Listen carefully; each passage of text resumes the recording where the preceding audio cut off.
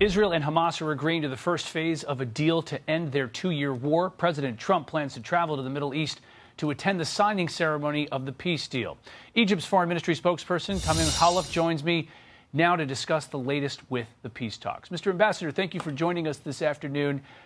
Are you confident that the first phase is going to hold, and what are some of the pitfalls as they get into even more discussions to try to finally end this?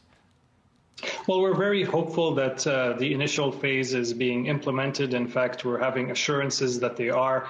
And I think there are preliminary indications that we're seeing at the moment that both parties, Israel and Hamas, are fulfilling their obligations under the initial phase of the agreement. So we have a set of, we feel comforted at this stage that things are moving in the right direction, in a direction that is catering to the aspirations of millions of people, not just in the Middle East, but across the globe. But we need to put this war behind our backs and move on and try to usher a new phase of hope, and rather than on misery and on agony. And that's why the summit that is taking place here in Egypt on Monday is such a significant, a transformative moment in the history of the Middle East, where we are hopeful that this will usher in a new era of stability and security in the region, and something which could not have happened without the assertive and steadfast leadership of President Donald Trump.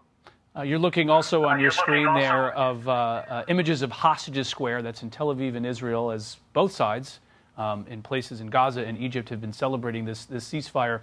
The sticking points beyond this, of course, is what becomes of Hamas. Does it have weapons? Is it still in political control? There was a Wall Street Journal report from today saying that there's some Hamas police now that have moved back into certain areas in Gaza.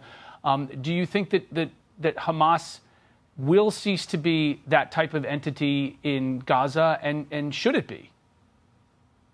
No, so there has been an agreement, and Hamas understands that they don't have a place in the political governance of Gaza in a post-war era. And this has been very clear, and they have been on the record saying so. And in fact, we have in Egypt and back in March, when the Arab Summit took place here in Cairo, we had made clear our perspectives on the future governance of Gaza, that Gaza should be governed by a set of independent Palestinian technocrats that are not affiliated in any way or form with any factions, and that is to preserve the integrity and impartiality of the next phase of political governance in Gaza. And therefore, there is a full commitment that Hamas understands that they will not have a place in the political governance in the future of Gaza. And this is the collective global desire. So we are hopeful that things are moving in the right direction, and in a direction that hopefully will usher in a much more calm, tranquil,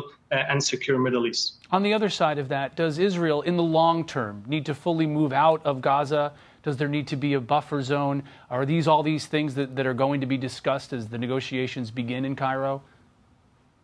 Absolutely. I mean, there's obviously going to be another stage of negotiations, that we're moving into sequential phases of negotiation. There's going to be a set of discussions on security arrangements, Israeli full withdrawal from Gaza, of course, the issue of rehabilitation, reconstruction, and early recovery of Gaza, which is of absolute importance. We need to, and of course, the issue of humanitarian assistance. In this initial phase, there will be an influx of humanitarian aid and medical supplies that will have to be provided to the people in Gaza. So you're absolutely right, Rich. There's a lot of issues to grapple with here. They're all interconnected. But of course, the issue of transitional governance and security and the security arrangements are obviously of paramount importance. And very quickly, do you feel confident today, or are you still very wary about where this could be headed?